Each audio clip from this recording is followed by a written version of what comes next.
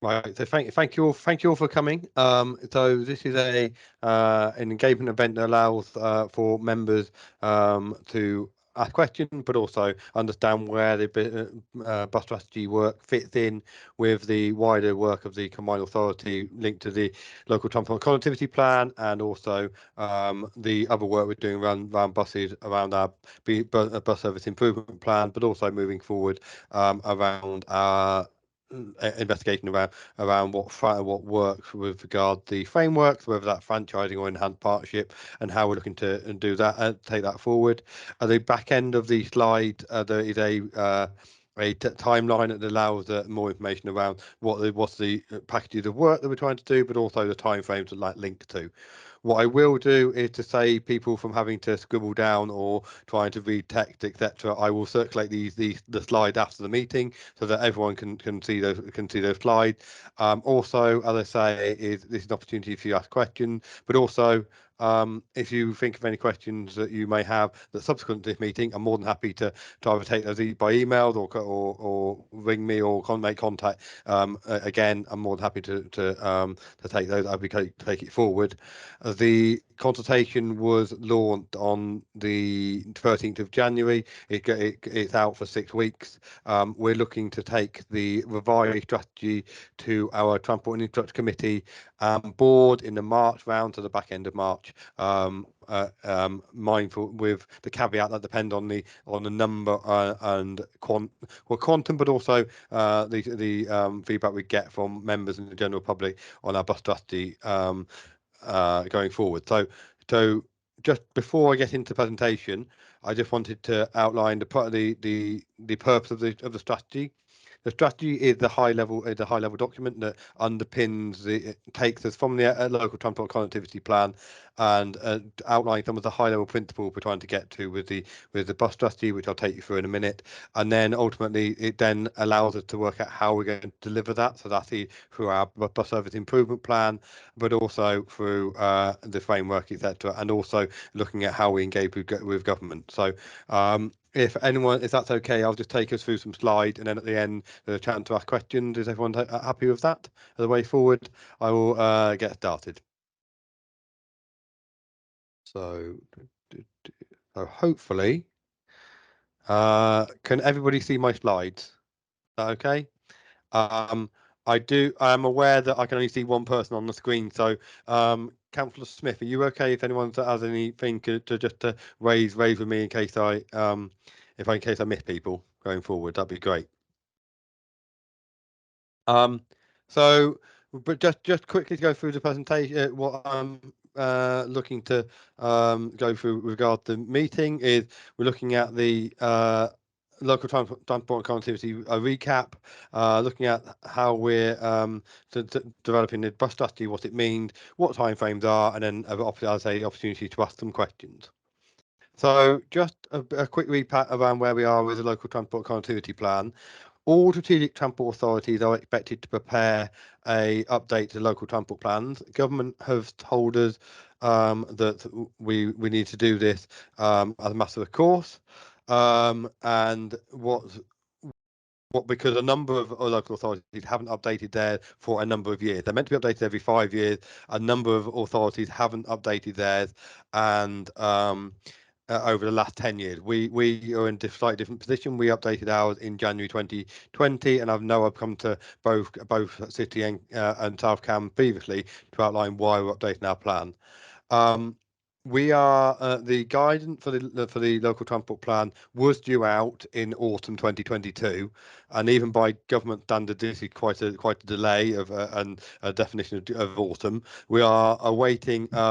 We believe that guidance will be out in February 23. So we're just another 4 or 5 weeks to wait. I am engaging with the Department for Transport on what they're expecting to be in that guidance, so it shouldn't become of a shock, but ultimately, we were looking to get our local transport connectivity plan out and signed off in January for the first round, and then going to March for ultimate sign off. There's been a delay to this by 2 months to allow for us to reflect on that guidance when it comes in, because ultimately we need to hit the essence of the guidance. Otherwise, it will preclude us from bidding for funding going forward. So just to wait 2 months to make sure we meet that guidance has been decided that's a sensible way forward. Ultimately, just a bit of a recap around where we are with our goals and objectives.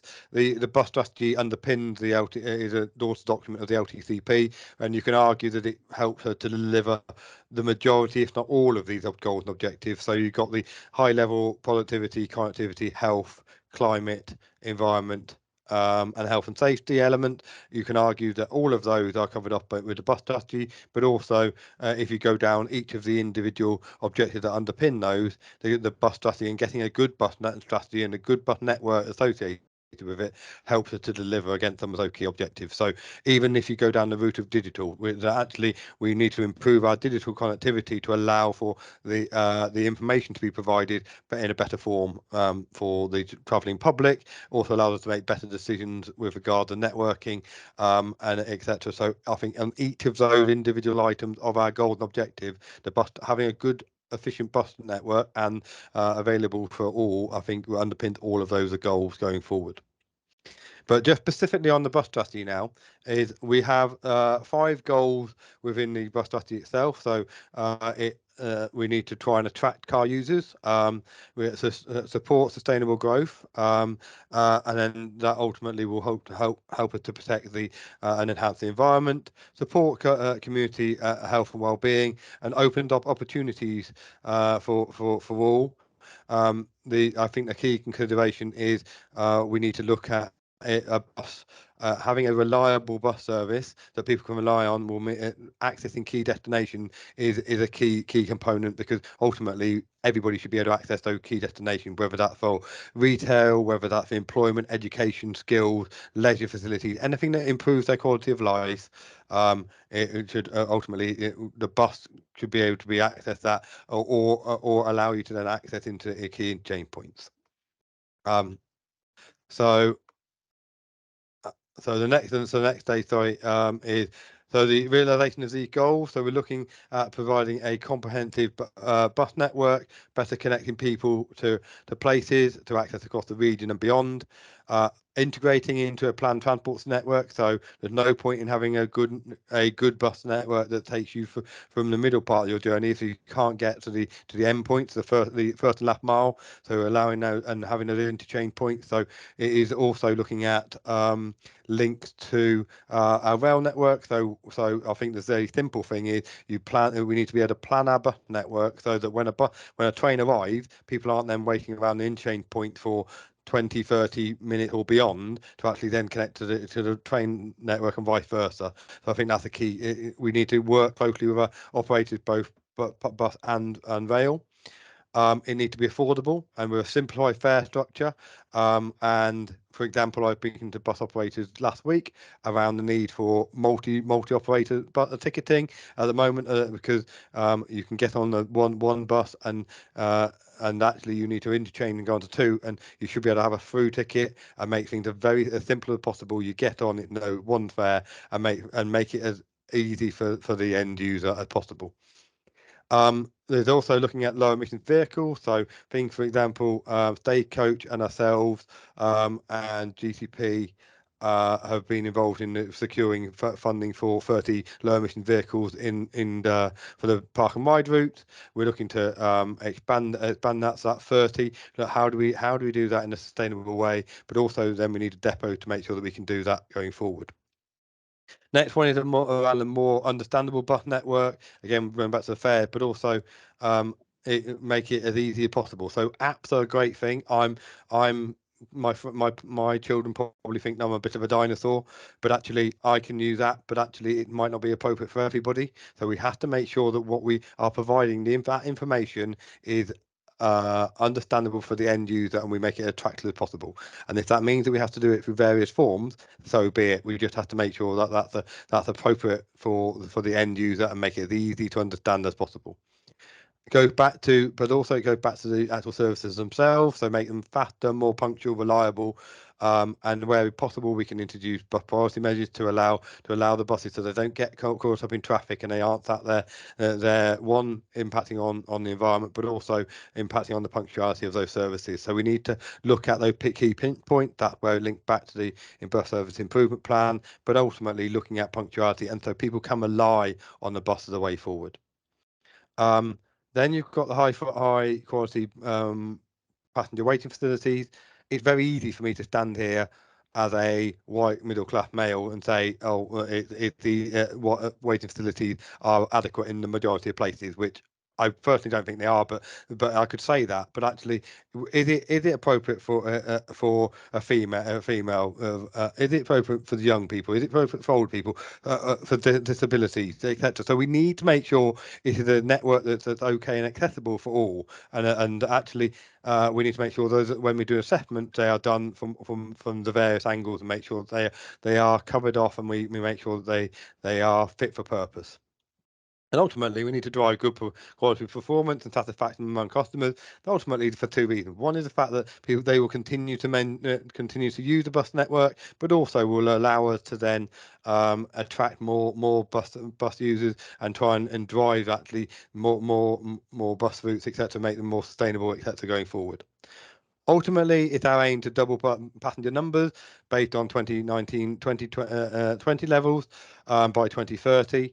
That's the aim of the authority. That link back to there's a link with the 15% reduction in car mileage that I know I've spoken to members before around, which link back to our climate change and what came out of the Climate Commission. They're all inextricably linked, but ultimately there's an aim to double bus passenger numbers by 2030.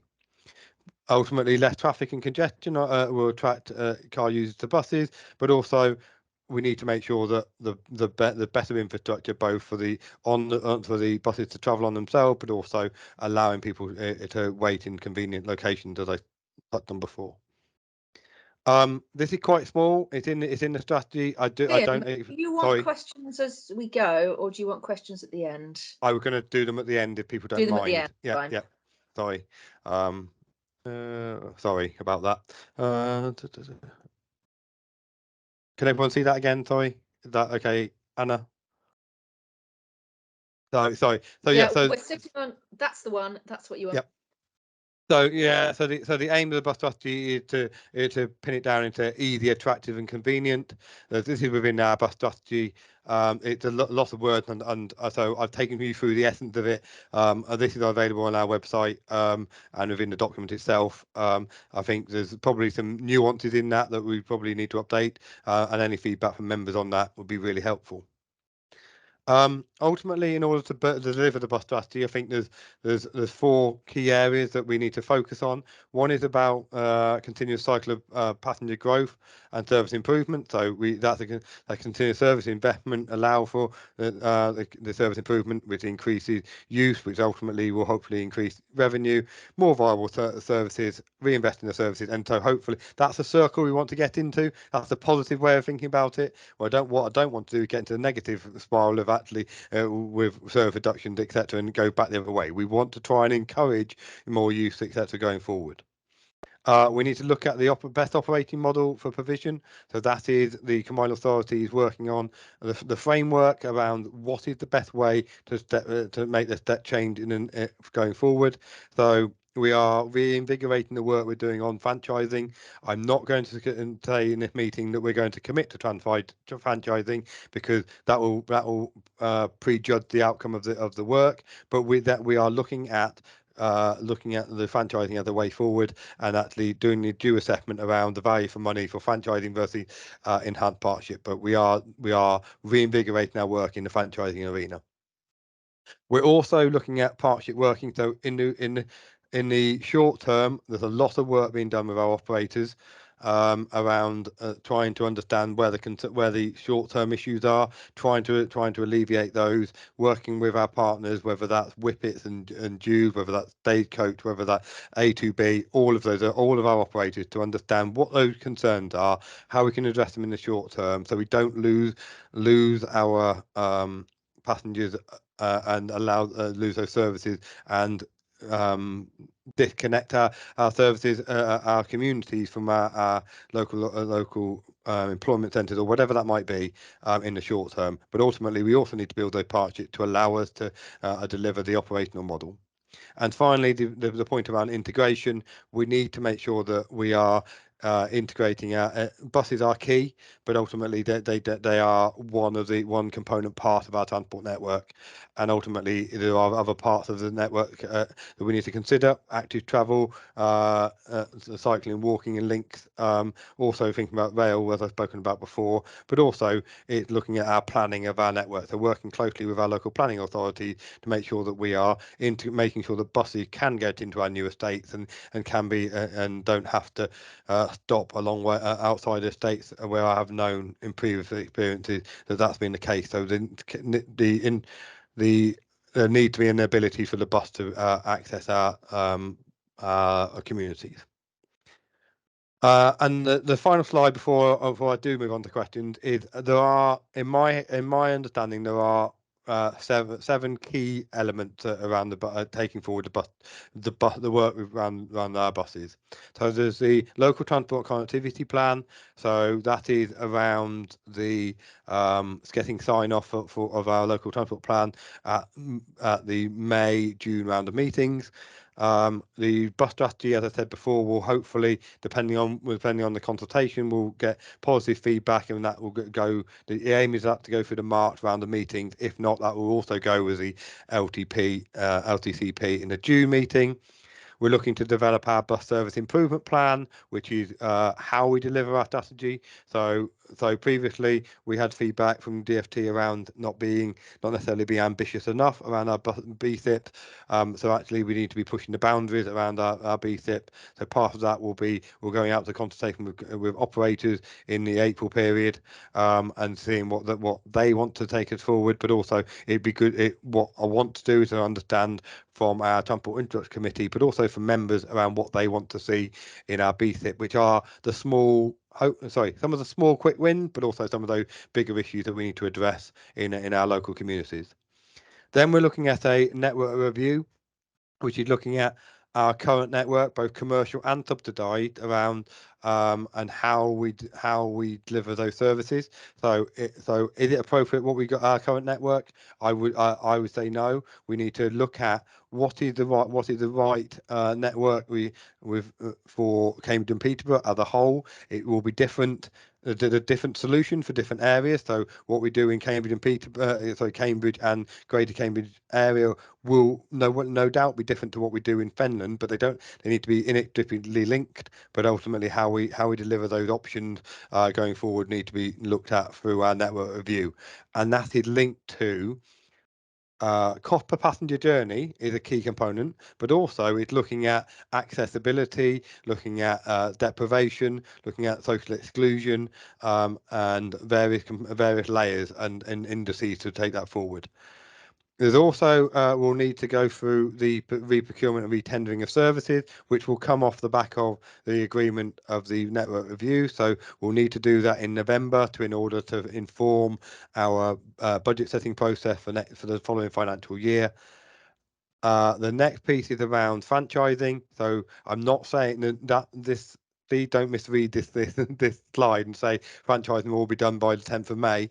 There's an update on the franchising that will be presented to our leader strategy and then subsequently to our Transport and Infrastructure Committee, and with a programme of work will allow us to deliver a business case in the next 2 years. That is my aim, is to get something business case delivered in the next 2 years. And finally, the making connections work, in my understanding, for the going to GCP, an update is going to GCP Executive Board.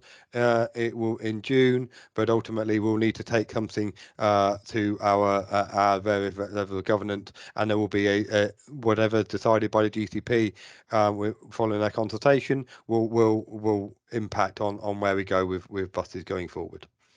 I think that's it. I feel like I've rattled through that. I do apologise if people miss things, but hopefully that gives you a bit of a taster, and I hopefully have stopped sharing and will take questions. Am I still sharing, Anna, or am I not? You're fine. Sorry, I haven't got sound. You're fine. Cool. Thank you. We can see you. Oh, that maybe I should start sharing again if that's the case. So shall I just take the questions in the chat? Yes, if I do start the question in the chat and then I'll go through the hand that are up. Would that? I think that would work. So in answer to the question around why do the bus strategy need to attract car users, want to, is ultimately that goes back to the point where hopefully I answered that around the 15% reduction in car mileage is an aim that we've got within our LTCP. And also that part of that came out of the Climate Change Commission. We're looking to so therefore one of the ways of tackling that reduction in car mileage is to provide people with the opportunity to get on various buses and double the bus passengers. So I'm not saying I'm not standing here saying we need to stop car travel. That's not where I am. I'm saying we need to reduce the amount of car travel and give people the viable option as a bus as a viable option to take that forward. Are we actually saying, Tim, that we want people to switch out of, if they have to come by car because there's no other way of getting anywhere near Cambridge, are we saying then that we want them to switch to buses before they come into the city? If where I would like to get to is we need to provide people with a viable alternative to get in a bus. A bus and public transport need to be a viable alternative for those people. That it isn't when people don't leave their house, the car, because it's easy, it's in front of them, it's all those things that we know about. We need to give people a viable alternative rather than people getting into the car. So that's where I'd like to get to. It's going to be a challenge. And I'm not. Don't get me wrong, but that's where I'd like to get to give people a viable alternative. Okay, I agree with that principle, but the word in your chart implied you wanted to attract car users, and actually, I think what you mean is you want to encourage car users to use the bus instead. But okay, yeah. Okay, there's probably a language issue that I need to address on that. That's. So the next question was around linking to the making connections. Hopefully, I covered that off with regard the piece around where the GCP make their decision at their executive board. We will then need to reflect off the back of that. I'm not going to prejudge where the GCP what decision they will make, because I understand there were 20-odd thousand responses, and I understand that each of those need to be reviewed. So we continue to engage with the GCP on taking it forward. I have engaged with people like Peter Blake around the quantum we're going to try to get to, but ultimately we will need to reflect on where we get with regard to some of the deliverability of the strategy and how we do it. That we need to reflect on where we go with GCP. But I think the high level statement within the strategy, whichever way GCP will go, I think the high level statement in the bus strategy, whichever path the GCP go, we could still try and pursue that. It's just how we deliver the outcomes at the back end. The other next question is about doubling bus passenger numbers sufficient to reduce cars by 15%. So Councillor Beer Park, no, it's not the only thing that we need to be done.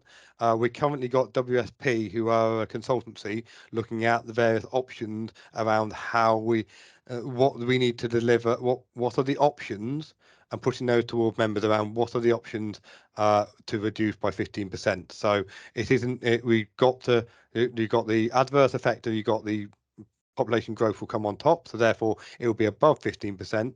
The doubling of the bus patronage will reduce that, but we need a number of other options to take that forward, and that's a whole plethora of things within the transport planning toolbox, and we just need to go through. We're going to go through that with transport inter-committee members in March, and before that with other members as well. And I think the last one the slide will be made available at the end of the meeting. So I think we've got 4 questions. I don't know who was first, so Councillor Snell. I've got a list. Okay. Do you want to go through them, Anna? Is that okay? That's helpful. Shall I take people in threes? Yep. And then you can answer them in batches. Would that work? So yep. That means we have Patrick, then Dave, then Jenny.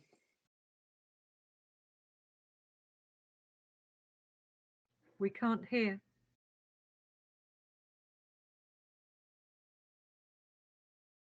Patrick, I suggest we'll take Dave, then Jenny, then we'll come back to Patrick. Okay, so Dave next. Right. Clearly you're working closely. Hello?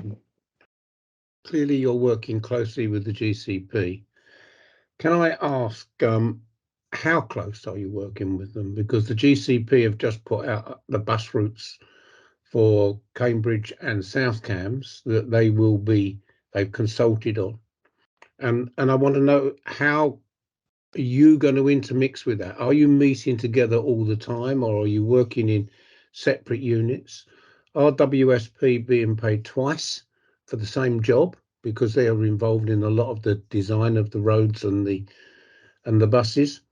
So I really want to know how much is there a free flow of information running between the two units. This really worries me, because I've just listened to you do a presentation which has been fantastic, but it's saying exactly the same thing as the GCP are saying. So I wonder if you could comment a bit about that for a couple of minutes. Thank you. Okay, so if we then take Jenny and then we'll go back to Patrick. Now he's got his sound on. So Jenny next. Okay, I think this follows on from what Dave has just said quite well. Yeah, maybe this is something for the WSP are involved with, but it's really about, we want to reduce car use or car users and get them onto buses. So 15% you've got there by 2030. One of the things that's often difficult and has come out through what my residents say to me, it's that segmentation of potential users. Some might be, if you like, the low-hanging fruit. Others, the mother with 3 kids doing a round of journeys, dropping them off at school, going shopping, going to work. Are WSP or you sort of thinking about the potential customer and how best can they be attracted, what kind of service they need? But then also it's, how convenient it's going to be for these different groups. So it's the disabled. I always remember one lady saying active travel was her getting to the end of the road, and that wasn't where the bus stop was. So, 100 yards is pretty difficult for her. The other thing is innovative types of public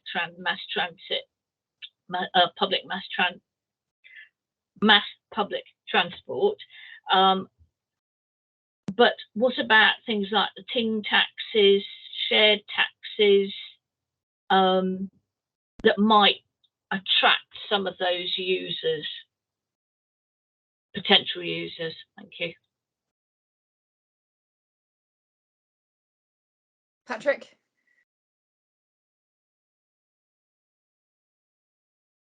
Patrick, we've lost you again. Okay, can you hear me There we now? are. We've got you. Yes. Yeah? Can you hear me now? We can hear you. Okay, hi Tim. I'm sorry about all the sound problem. Here's my question. What reassurance can I give to people around services to routes that aren't necessarily going to be profitable for the provider, but that are nevertheless vital for the community? And so, in other words, part of that is under possible franchising. Would there be scope, for example, to bundling of profitable and loss-making routes, so that providers can be, as it were, rewarded for taking on the quote-unquote non-profit making ones? And I say quote unquote because obviously for us they're all profitable, because they're serving the community. Thank you, Tim. Sorry about all the tech problems. That's fine. So if I take those in turn, so David, around the GTP element, so I have weekly meetings with Peter Blake on a technical level. He's working closely with ITP that helped develop the bus strategy and doing the work on the franchising. So Peter Blake, myself, and Peter Hardy from the ITP are working closely on the technical element. Along with, I'm also working with Michelle and Louise at GCP on various different component parts. So we are at a technical level. Me and my team are working closely with GCP. And then you take it up a level. So we have fortnightly meetings with the chief exec of GCP, the Combined Authority, and the Cambridge County Council. So they're overseeing some of the work we're doing. So just rest assured that the work is happening at a technical level, but also we're having to report on a fortnightly basis around our progress to date, etc. So we are, I believe, we're working hand in glove. We've worked with GCP and county on the development of the local transport plan element of the area strategy. So we're hoping that as things emerge and we learn things from the consultation, we can feed that in a timely manner rather than necessarily waiting to the end. So hopefully that gives you some level of confidence around what we're trying to do going forward. With regard to the WFP work, we've got WFP on board regarding the carbon assessment and doing work on that. So, and also the other thing, I also go to the Making Connection working group. So I'm on their working group and steering group. So I'm there and hearing the work that WFP are doing specifically on the Making Connections work, but it's slightly different what they're doing for us. It's around the carbon assessment work, which is also linking to work that we're doing with the Subnational Transport Board are doing through WFP as well. So WSP are not getting paid twice to doing the same thing. They're definitely distinct bits of work, but they are bringing their learning from elsewhere to help to facilitate to fertilise the work that they're across the board. So hopefully that gives you some level of confidence, David. Thank Jenny, you. Thank you very much. Jenny, with regard to the 15% and segmentation, I think it is you've nailed on the head. You put it much better than I did around what we need to do. We need to track different types of users, and actually what we provide for a mother that's doing multiple trips is a completely different type of service than you would do for, say, myself or something else. So we need to understand what the end user needs to actually join and understand that those are different during different parts of the day, during different days themselves. So understanding that is a key component of what we're trying to do with the network review. And what you're saying about mass transit is, yes, there will always be a need for a conventional bus service across some particular routes. Not saying that is the right solution for every area. So therefore, the demand responsive transport or the community transport or the Dala ride or the community taxis or whatever that is, there are different solutions in different areas, and that's definitely the case.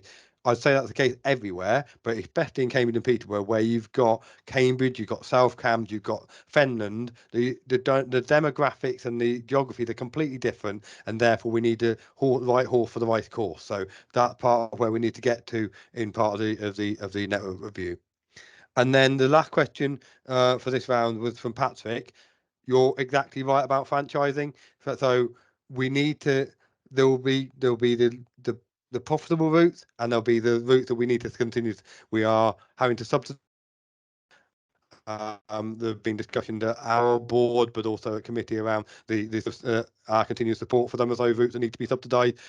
So therefore, that part of the attraction of a franchising, you get the profitable routes. You use the profits from those routes to offset against some of those areas that you do for social needs, social mobility needs. So that's where we need to try and get to, and that's why if we went down the franchising route, we as a combined authority would control that network and be able to say, well, we need to take the money from here and put it into this other route to allow us to maintain it for social mobility and other reasons. So exactly what we're trying to do with franchising.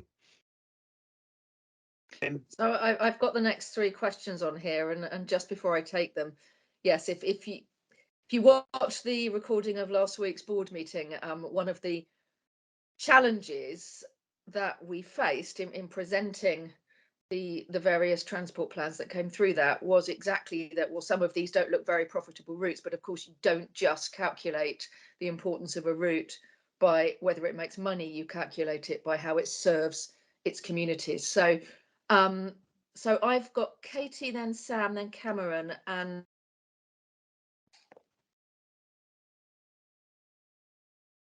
not ignoring South Cam's people at this point. So Katie, then Sam, then Cameron.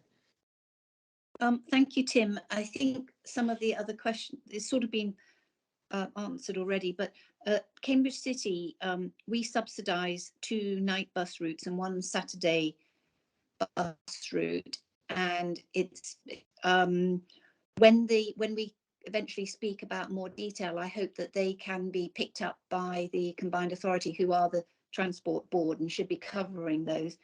And then also following up on what Jenny was saying about the Dial-A-Ride is a service provided by Cambridge City, but it actually covers routes into South Cambs, and it's at capacity through the funding that they've got and also the volunteers that they've got.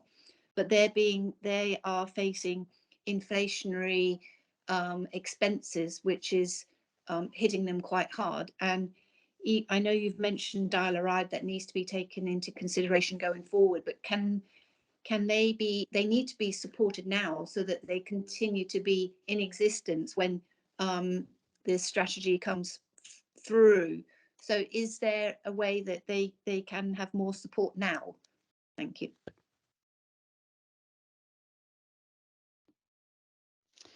Hi, Tim. Thank you.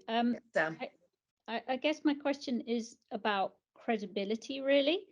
You know, and what level of ambition in terms of service delivery you're aiming for in order to make this strategy credible to our residents. And I'll tell you 2 aspects of that I'm thinking about. One is that I'm looking at a planning application for a very central site in the city, and the applicant claims that this is a site which is well provided for by public transport. It drops to a half-hourly service at 5:30 in the evening and is a half-hourly service all day Sunday. Now, if we want people to think that buses are a credible solution to their transport needs, we clearly have to do better than that. And I guess I'm interested in your thinking about what an appropriate service level is to meet that credibility test. And the other is, personally, I was really pleased to hear what you said up front about how different population groups have different transport needs, particularly the gender dimension to this. And a statistic that always sticks with me is the fact that only 15% of trips are commuter trips, and yet those are the ones that always get the attention. Can you reassure us that all kinds of journeys and all sections of the population will genuinely have their needs met, and this won't just evolve into how do we move men from point A to point B to do their jobs? Thank you.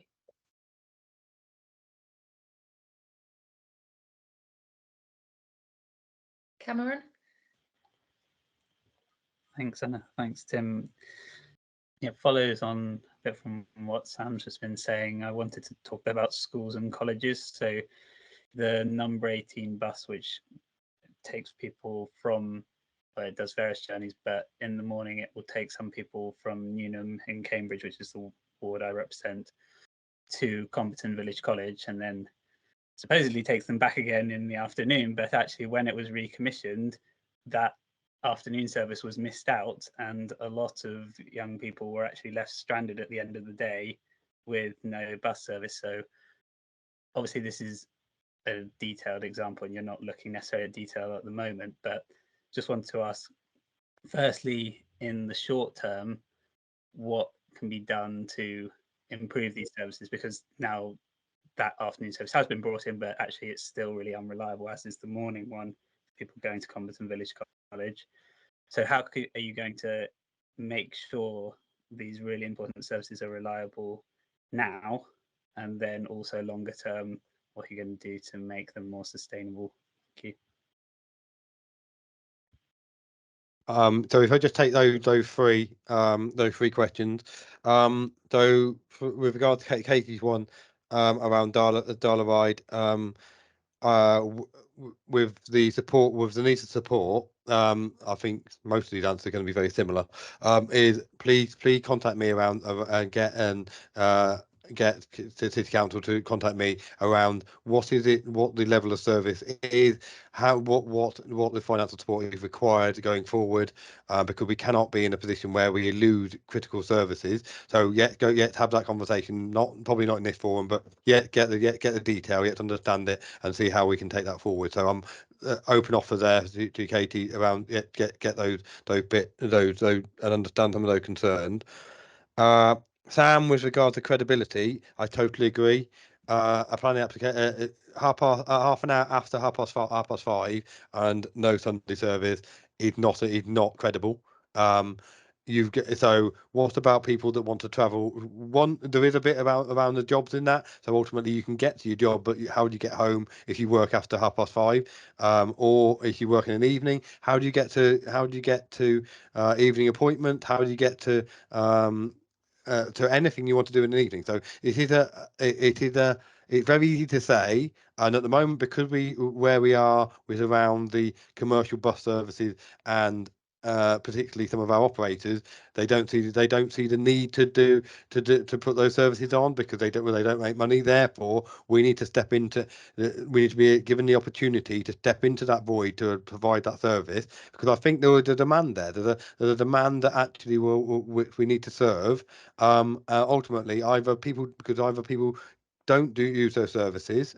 Don't go out because they haven't got any services to use, or they get in their car. And that's, from my perspective, a transport planner, either of those two solutions are not appropriate, because you're stopping people from doing things that actually improve their quality of life and allow them to access those key destinations, or you'll put forwarding people into their car when actually we've got to be providing alternatives. So with regard to credibility point, we seriously need to address that, and it is part of your point about, and the second point around, we're not looking purely at the commuter. Commuter is one of the component part. It is not the whole answer. So addressing the need of the commuter need to be done.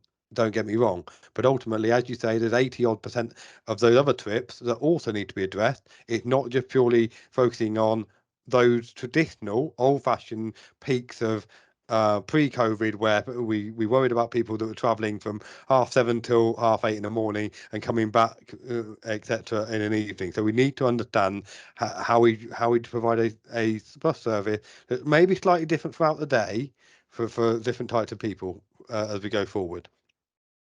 And then Cameron, regards the school one, specifically on the 18, I've been in touch with Whippet around the service that they've been providing, and actually liaising directly with them around that service. So it's on my radar. I'm continuing to monitor it. It's still not right, but it's better than the way it was. But we need to improve that. So in the short term, what I'd like, it's not the answer, it's not the complete answer, but any concerns any members have on this call or you're made aware of, please let me know, because therefore it may well be the fact we're dealing with it, but if I don't know there's a problem, we can't necessarily deal with it at a local level. So anything you hear, please contact me, and then we'll look into them. But looking longer term is part of where we need to get to. So if we get into the franchising position, which is where I would like to get to, but again, I'm not gonna prejudge it. Is part of the and as I say, this is very long term. Part of the contractual arrangement with those operators that would operate forward would be a service level agreement. You have to provide this, etc., going forward. So that's easier to do in a framework, in a franchising, because we own the network, and we can do those service level agreements. Where they are commercial services, it's like at the moment it's slightly harder, because I was having a conversation with Dayco yesterday. They answer to their shareholders. They don't answer to me. They answer to their shareholders at the moment, and therefore that's harder. Where we subsidise routes, it's a lot easier, because we can then put those measurements in and have those discussions with operators about how we actually improve the service. Where things are commercial at the moment is all I can do at the moment with Darren Rowe, for example, at Stagecoach, is to say, we want you to improve your punctuality on this route, or we need to talk to Whippet about this is a key access point to competent college, etc., and do you realise what the impact you're having, etc. But where we can do on at the moment is on the subsidised routes. But if, as I say, the other point is if you can let me know of any concerns you have, I can directly talk to the operators and we can try and get those sorted.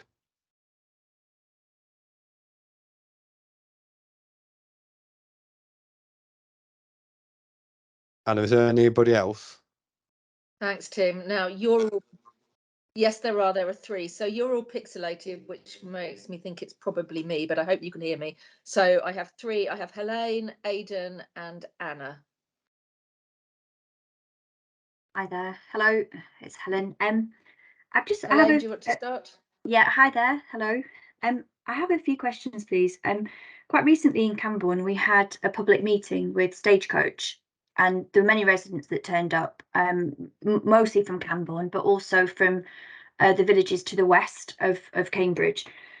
And they raised a lot of points that kind of feed into this discussion.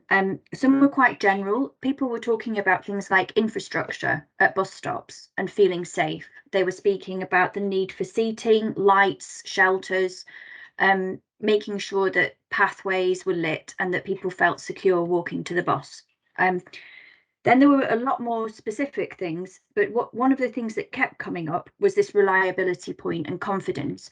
So there's a lot of users who are trying to catch buses at the moment and are being driven past by full capacity buses. So there are buses that are running sort of from the west into the city, and a lot of the people in the villages in Caldecott and Hardwick, particularly students, are struggling because they're not always reliably picked up. And these are people that want to be bus users. They are already where we want them to be, but they're not able to use the bus.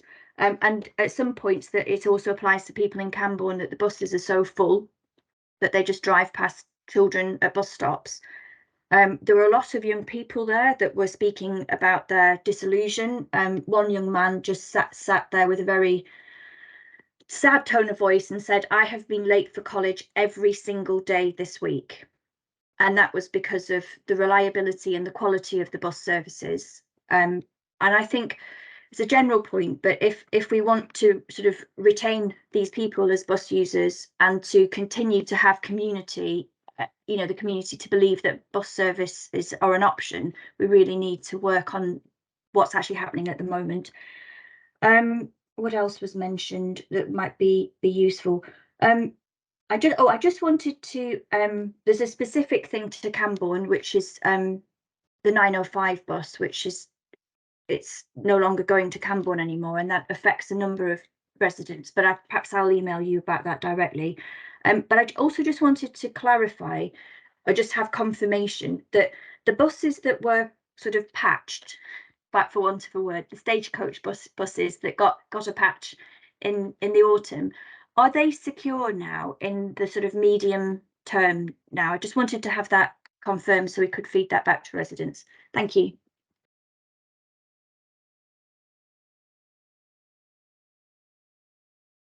I think it was Aidan next. Yeah, hello, Tim. Thank you very much for this opportunity. So I have a couple of questions. One is leading off from what Helen just said. The funding that's just been voted by the combined authority, that's essentially just to sort of maintain current levels of service, I believe. But I mean, is there any way in which that decision sort of helps support this longer term vision? And the second was at a sort of different angle on the credibility question, a bit of a sort of bigger one. I mean, but bus services. I mean, there is sort of a credibility question around whether bus services are capable of achieving the modal shift and the level of transport usage you're talking about. And I was wondering whether one way of dealing with that would be sort of have some examples. The only one I'm particularly aware of since the war is sort of London buses in the sort of from the sort of 90s, 2000s into the last decade has had a relatively high. A relatively decent rate of increase of usage. Are there any other examples around that are a bit more sort of comparable to our situation that we could point to as to help with that credibility debate. Thanks. Thank you. Thanks. And then Anna, and then Tim. After that, I suggest we go to the questions in the chat, of which there are quite a few. And then Jenny, if we get time after that, I see you've got a supplementary, so we'll come to you after that. So Anna, please. Thanks, Anna. So 2 things, Tim. One is, I've put it in the chat, but I'll say it here. When the buses all changed and Stagecoach withdrew some services, they also kept some but changed the routes. And so the one of the victims of that is the Service 9 between Ely and Cambridge. It used to go through, namely for my division, Waterbeach, occasionally Landbeach and Milton, usually Milton. And when they changed it, it just goes straight down the A10 from Chittering into Cambridge. It goes straight past down the A10. So that means that people who live in Waterbeach but want to go and do their shopping in Tesco's can't get there. Literally, there is no bus connection between Waterbeach and Milton where Tesco's is. But also there is a vet in Milton, and lots of people who used to take their animal on the bus in a carrier and take it to the vet can't get there. So my question is, in the patching, as Helen described it, some of these services have been restored, but the Service 9 never was. And I wanted to ask, can you keep the Service 9, and the need to get it to go back through the villages again is something that people in Waterbeach, Landbeach and Milton really need, because also that gives them a direct bus route to Ely. And a lot of people prefer to use Ely than to go into Cambridge. So please, can you look at that as an urgent one to replace? That was a casualty of the October changes. And also, Stagecoach app is all very well, but I don't find it very easy. There's an app called My Bus Trip, which actually shows you a live map where the bus is, where you are, and whether it's going to come past you or not. And can we please get some version of My Bus Trip, which is so much more passenger useful than the Stagecoach app? Can we get that kind of interactive information available to passengers? And also, can we have RTPIs at every bus stop, please?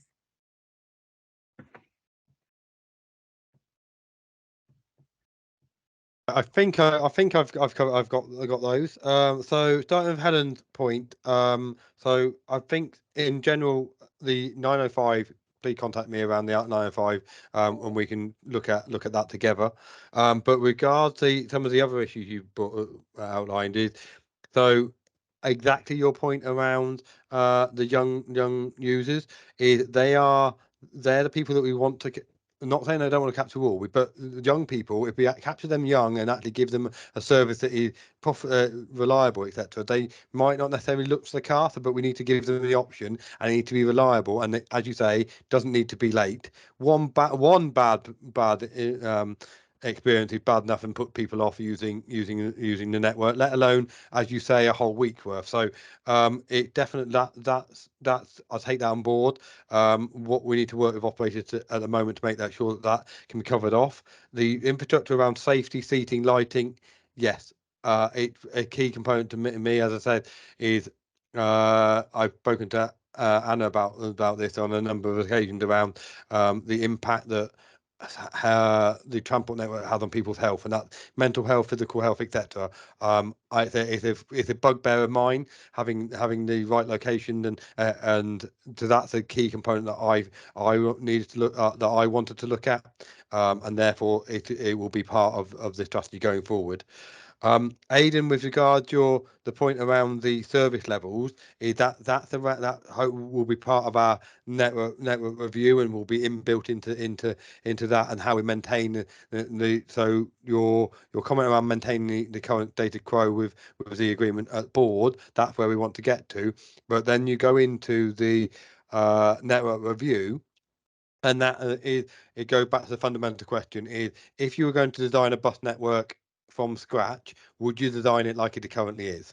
And I personally would answer not at all. I wouldn't. The too many different components to go into, as we've already discussed this evening. How would you design your bus network, and that needs to be fed into that. But at the moment, that precept, the money agreed, will maintain the network as it currently is to allow us then to do that review later in the year. And I would like to come back to this forum if people were happy with that, to present our initial thoughts on the framework, to get some feedback from members as we develop that framework as we go forward.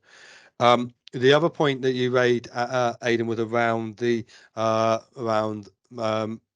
modal shift and possible examples. So London's always quoted regard franchising, but you've got places like Jersey and Cornwall.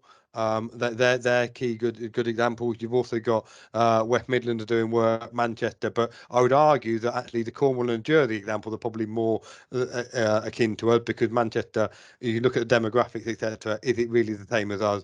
So there will be lessons to learn from all of those, but actually I would say the Cornwall example and Jersey probably more akin to ourselves.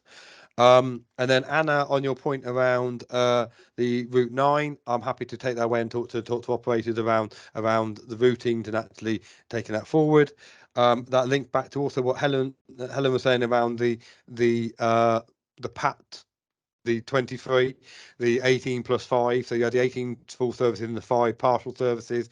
What was agreed at board was that we were going to continue to fund those services for the next financial year, to allow us to then do that follow review that I've spoken around, along with the 6 other services, which was around the things like the Ely Zipper, the Whizbeat 68, and a number of other services.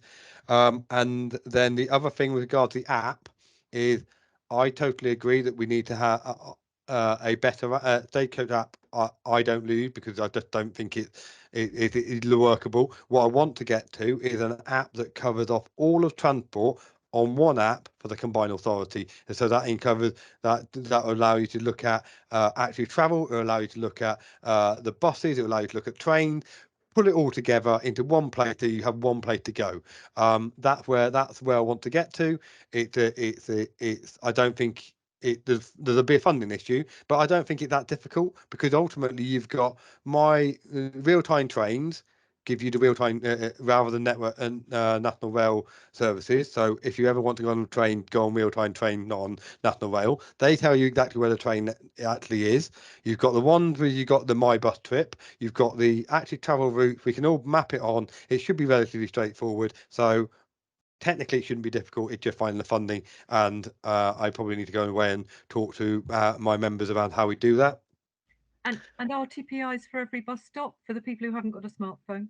So that technically, I would love to say yes. I think there'll be some technical issues in some of our more rural areas. So I don't, from a quality perspective, I'd love everyone where to have it. It then goes back to, can you physically do it in all of our locations? Because some of our bus stops at the moment, if going to be brutally honest, not necessarily in this area, but especially in some parts of Finland, are just a flag in the middle of a road, and that's inappropriate in the first place. So we need to.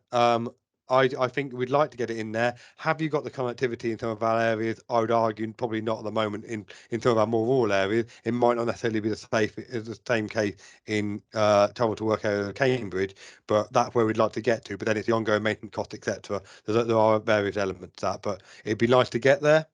And then with regard, I think with regard the questions in the chat, I think there's 3 main ones. One is around my statement around I can't yet say franchising, because I can't say it legally. It's not the fact that it's not an ambition of the combined authority. It's an ambition of the combined authority. It's an ambition of this mayor. I'm sure it's an ambition of the deputy mayors at the moment. I, from a technical perspective, cannot sit here and say legally that we will go down the franchising route until we've gone through due process about looking at the cost, the best cost benefit ratio and the business case compared with EP. I'm off the record. I'm all for franchising, and I think it's the right way forward. On the record, I can't say that until we've gone through due process. So that's the only reason why I'm saying that. The then I think the other main one was regard the direct services in rural areas. I think that part of the network review. I've said this many times in the call. How we do the bus network at the moment, I don't think appropriate. Need to right horse for the right course. Yet see what the right thing is. Definitely some of those key getting direct access into our train stations, etc., and interchanges. I think is a key point of that. And the other point was around the bus service improvement. So whatever happened with regard to GCP, with the work that they're taking forward, and the work that they're going to reflect on in the summer, we needed bus improvements. Whatever happens, we need improvement. I think everyone in this call probably agrees that we need some level of improvement to the bus network. Full stop. We need to work together as the district authority, the city, the district, the combined authority, the Cambridge County Council, operators at the moment. The GCP need to work together to improve the environment for buses, and we need to get those articulated in our bus service improvement plan, and then seek for additional funding from government, and also try and work out where we can fund some of those as well. They are a mixture of capital and revenue improvement as well. So if working out how if we're going to be honest, we're more likely to get capital investment than we are from revenue from central government, because so therefore we just need to be sensible about how we pitch our bus service improvement plan back to government.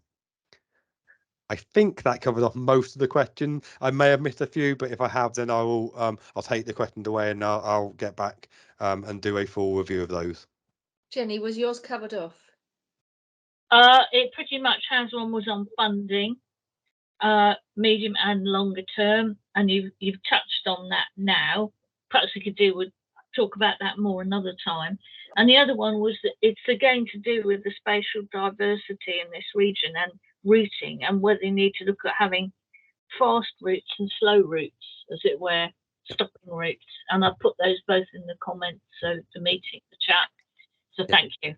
I agree with that. For initial responses, yes, there need to be fast routes and slower routes, like you do on a train, on a rail network. I know there's issues with the rail network, but you get fast train, you get the stoppers as well. So I think there's definitely a way to do that.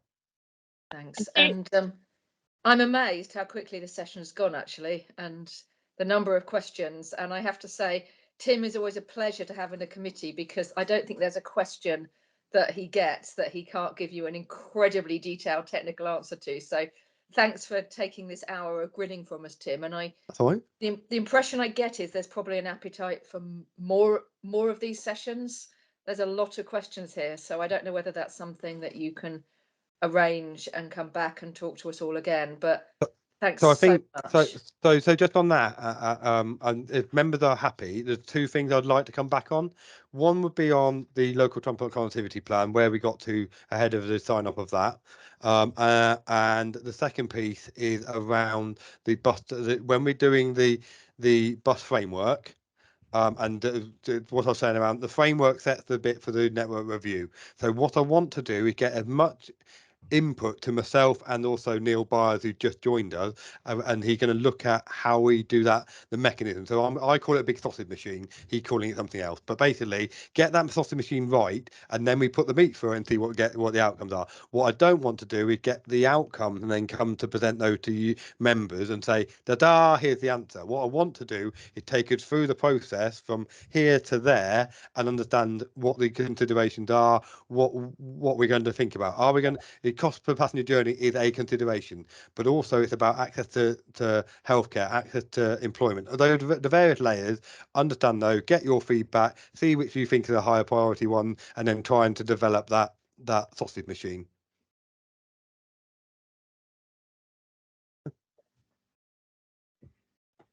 Okay. So I think that. So what I'll do is I'll share the slide as well. So is there anyone got any more questions? Just drop me a line and I'll cover them off hopefully. So will you respond to everything that's in the chat, Tim? Yeah, so I'll keep those. What I'll do is I will copy them onto a simple table. Here's the question. Here's my written answer. So those I think. So I'll do a written answer even though they're already answered. So I'll just do those as well. Thank you very much. Wonderful. Bye everyone. Thanks a lot. See you soon. Thank you. Thanks, Bye-bye. Tim.